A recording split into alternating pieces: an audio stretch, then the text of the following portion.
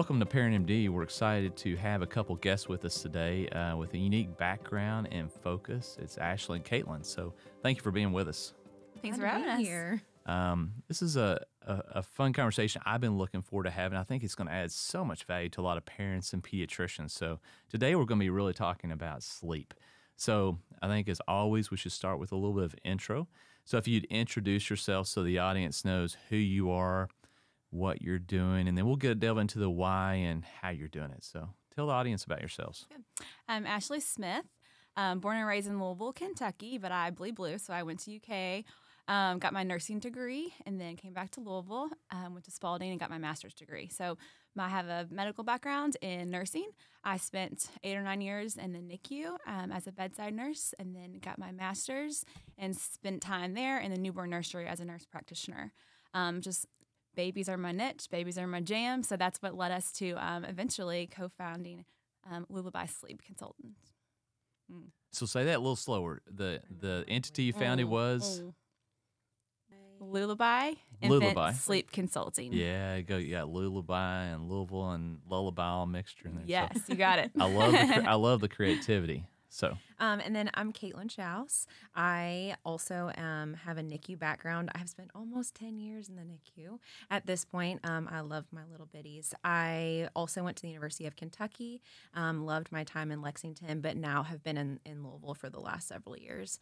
Ashley and I have a really unique story in how we met and how we came to be, but we are the co-founders of Loullaby.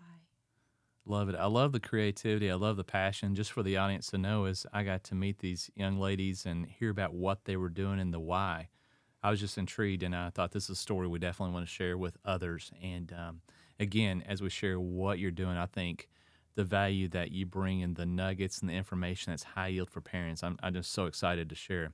So tell us how you all met. So how did your paths cross? Go for it. So I tend to work majority of my time as a NICU nurse, but on labor and delivery. So I actually happen to be delivery team in Ashley's delivery of their first baby. So we met in a very interesting way. But after that, I don't even know. I'm like, where do I even go from there? Sorry. So I'm like, working full time, schedule was crazy, so we needed some help with our little one. And so Katelin became our nanny with our firstborn, who is now 6. How many years ago? I was going to say 6 years ago. 6 years ago. We met in the delivery room, and she just essentially became part of our family very quickly. Wow. And Loullaby became a thing, 2019. And I feel like when you work in the medical field, like by default, especially when you have a subspecialty in newborns and NICU, you by default become a resource for the community and like your friends and family. Yep. And it became just more apparent after I started having children of myself that people were just coming to us for advice on newborns. So when you're in healthcare, you automatically should have a course in what does it mean to be a healthcare navigator, yes, right? 100%. You become that resource, and not just because you have the expertise, but people know you care. They know you want to help, and they know you know how to navigate that world. So I'd like to think that's a lot of what will bring people, not just nuggets, but how to navigate the world when they do have problems or questions, because healthcare is so unique. It's not it's very complex.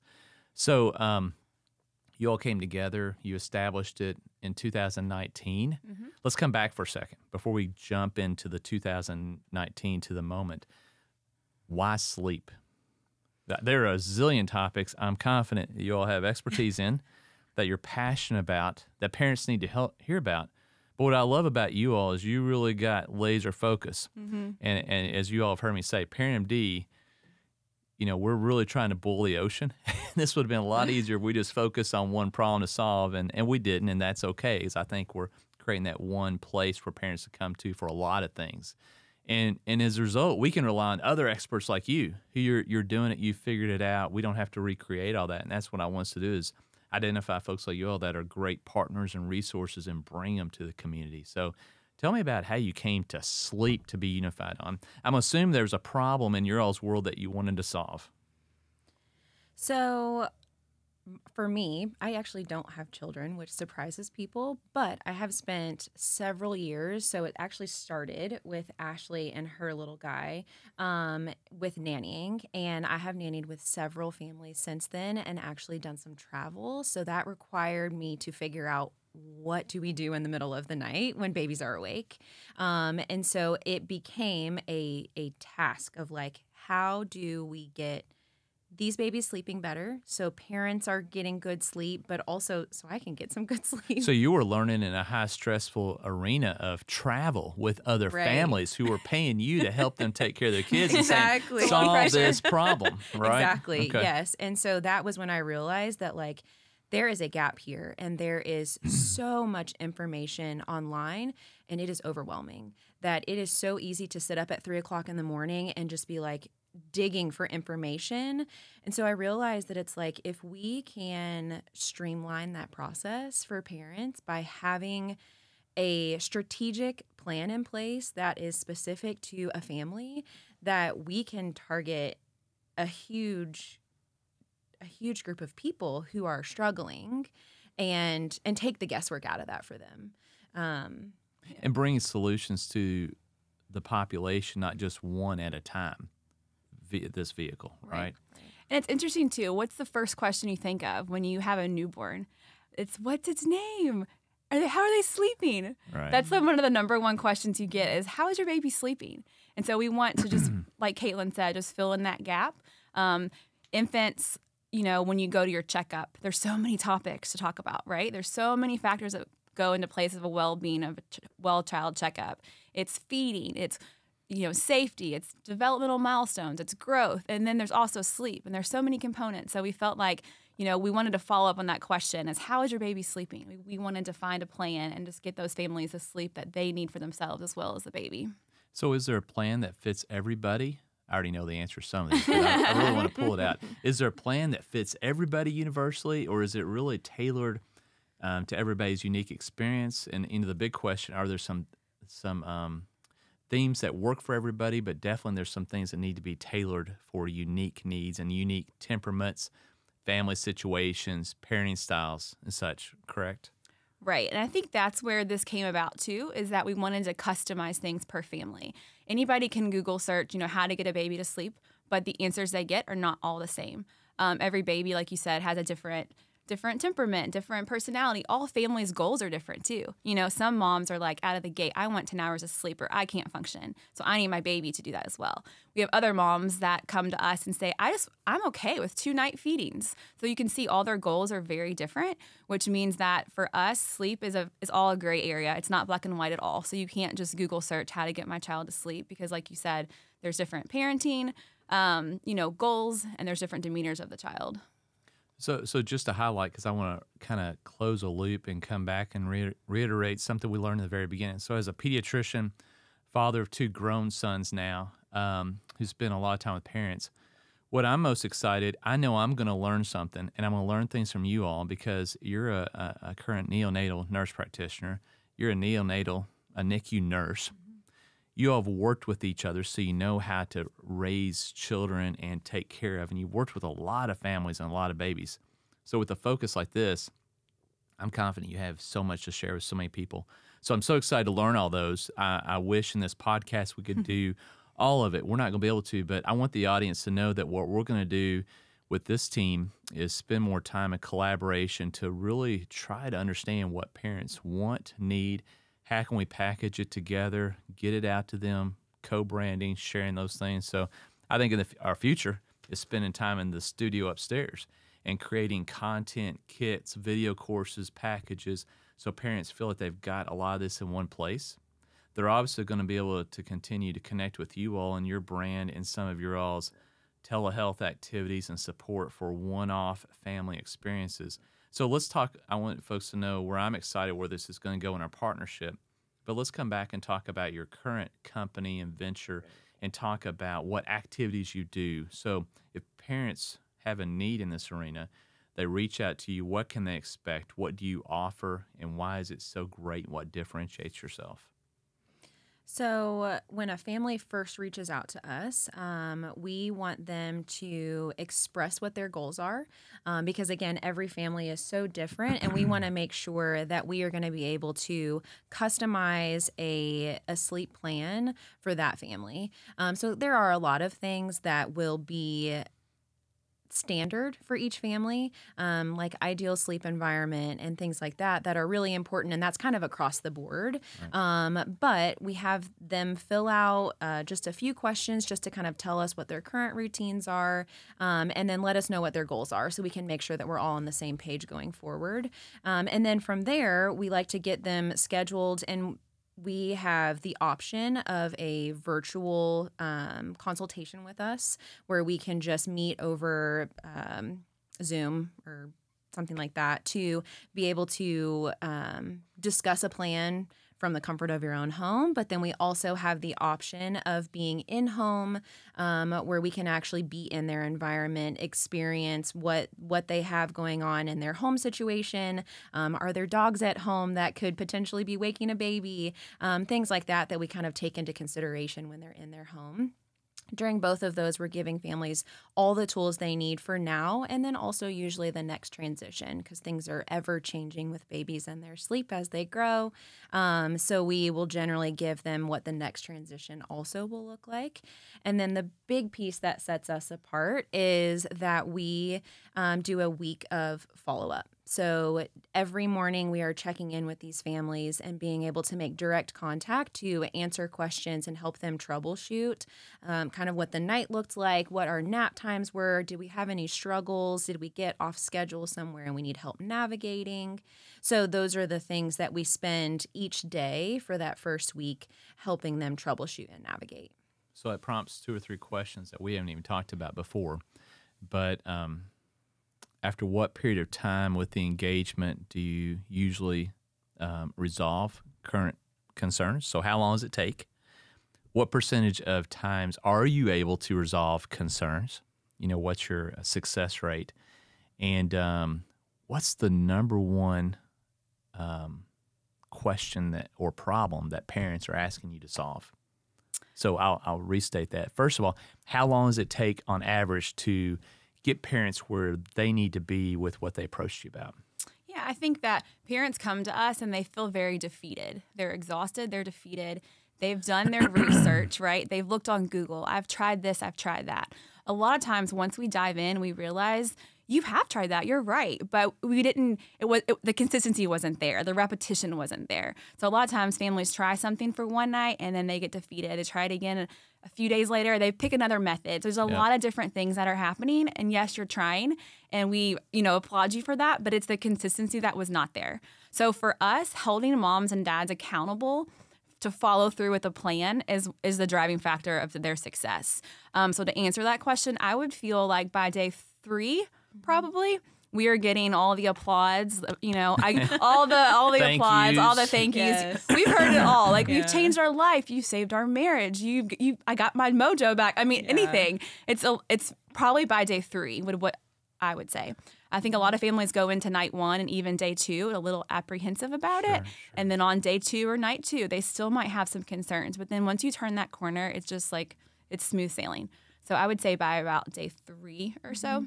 Then you asked about what's the most common problem we hear. Well, let's come back. Oh. What's your success?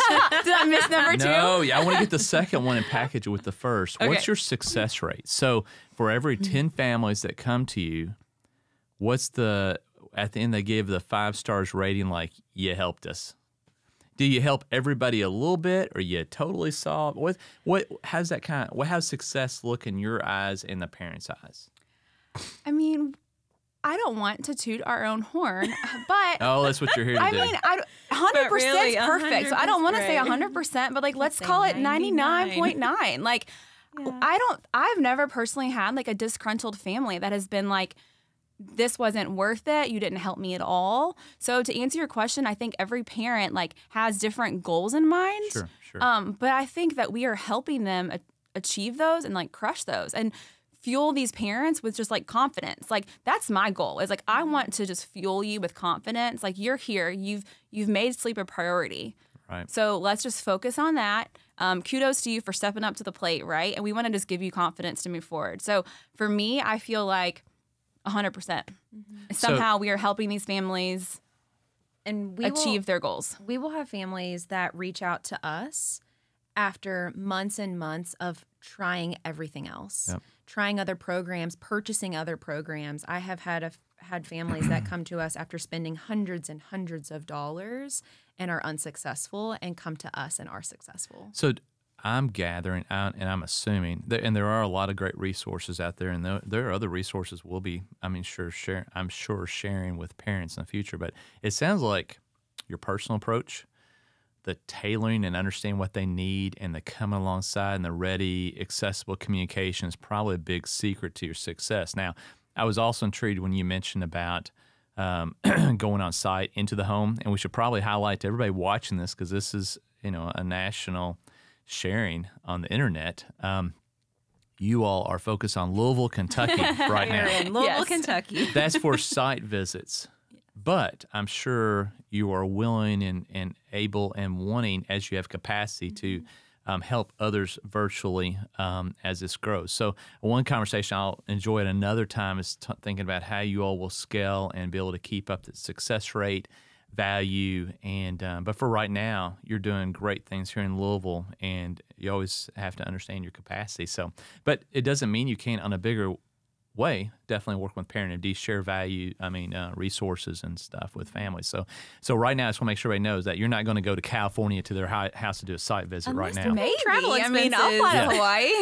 It's all about value exchange, isn't it? So that's great to hear. So what is the number one, how do parents frame their biggest concern to you? What's the most recurrent theme? And you can already look at each other and say, I bet they're going to ask about this. What is that number one thing?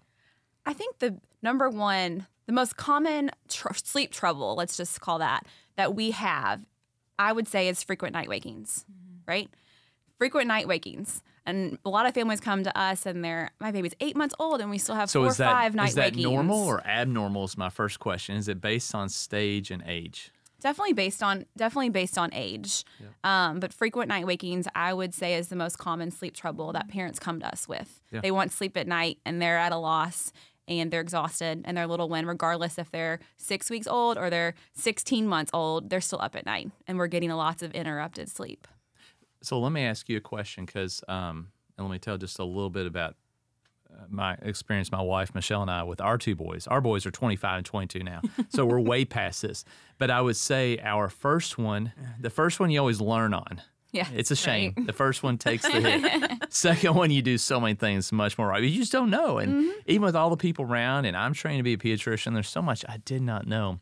I'll tell you one of the biggest takeaways I had, and I feel like when I was in private practice and in the academic world stuff, I would share that I thought was of value. And coach me if this was correct or not. But what we learned and what I thought was helpful, and one of the things that we did wrong with our first one, is it seems so natural and intuitive to help them go to sleep, lay them down to sleep, and you love holding them till they fall asleep. Yes. So it seems intuitive, seems nurturing, and you feel like you're doing a good thing. You're helping them. But it's like a conversation. I was reading a blog the other day that we're getting ready to put out on mental health. It's not actually wise to do everything for your kids and help them solve every problem. Some things you tee them up for them to do things on their own. So to me, that's a big parenting theme. Is it doesn't matter if it's sleep or whatever it is, or dealing with emotional stress. It's about teeing up and supporting your kids to be resilient, resourceful, to do things on their own without you. Actually, your goal is to raise the child so when they leave, they don't need you, right? Yep. It's to create independent little adults.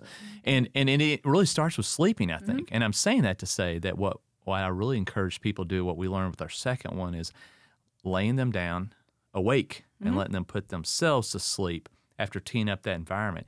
And the child that you do that with tends to be a child that sleeps better. The one that you lay down asleep on your own, when they wake up, what they need? You to put them back to sleep. You nailed it. And am I correct? And is that a theme for you all? And we haven't talked about that. That was just always a big theme for me that I feel like solved a lot of problems that I had to learn hard firsthand. Yes, 100%.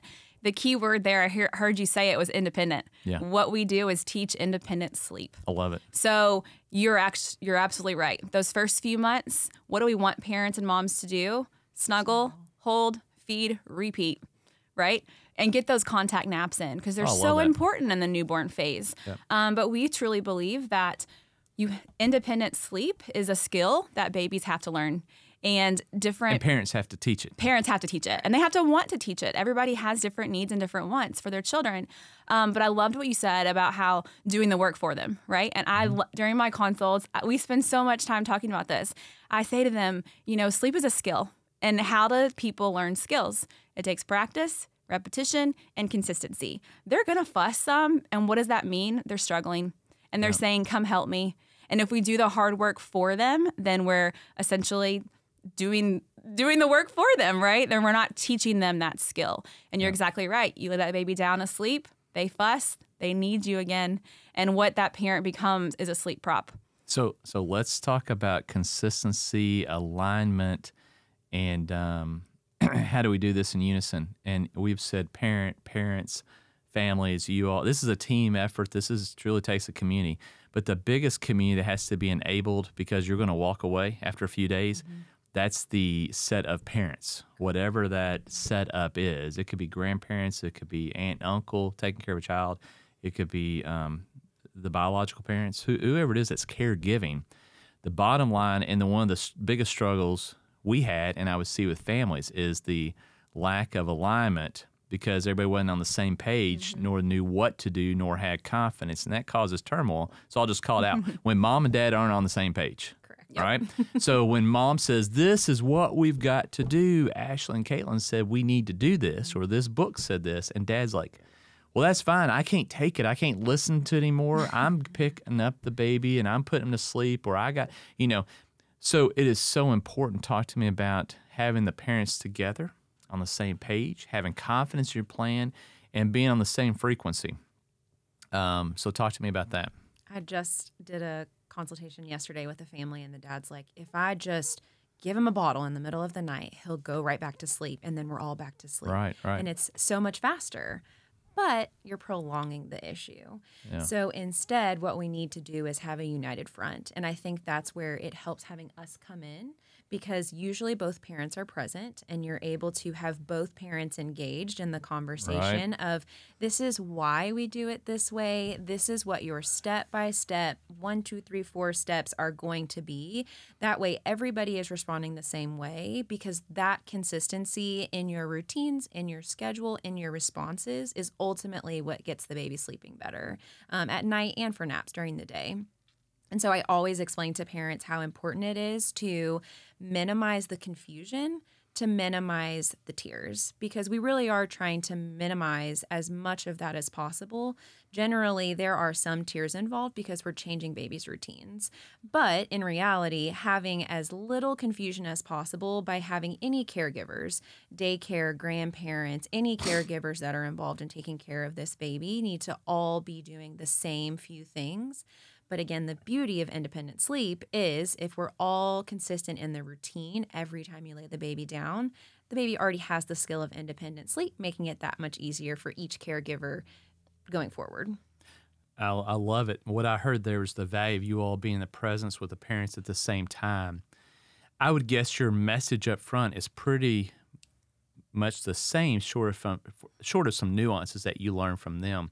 That's where I think in the future, and we should talk about this later, I think us together working on a video message with you two sitting here that could honestly be scaled and share with people all over the country, because you are not going to be able to continue being in everybody's living room to do this. Right. And I want to think how we can help a lot of people. And that's a lot of the concept around Parent MD, is how we package content from experts that can be just shared and rinsed and repeated via videos. And I think if you could say, hey, we want parents to sit down, listen to this message, and you're going to be able to tackle 90% of what you need to do to get them aligned to begin with. So I love that, and you've learned a lot along the way. So let me come back to that.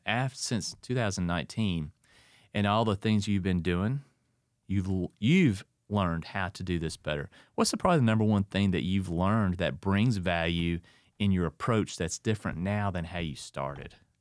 So that is a great question. We actually had a family pretty early on that gave us this recommendation that we're overwhelmed because there is a lot of content, because we want to give families everything. We want to give you every little bit and piece that we can to make sure that you're equipped and But you not feel overwhelm confident. at the same time. Exactly. It's hard. So we kind of developed this idea of, we just need a quick guide. So we can give you the nitty-gritty basics of what is our goal? What is your plan? What's a routine look like? That way, if you do have grandma that comes over, you have a babysitter that comes and just does bedtime one night, it's very easy for them to be able to just hit the highlights of your quick guide and then be able to implement all of the same things for consistency for the baby.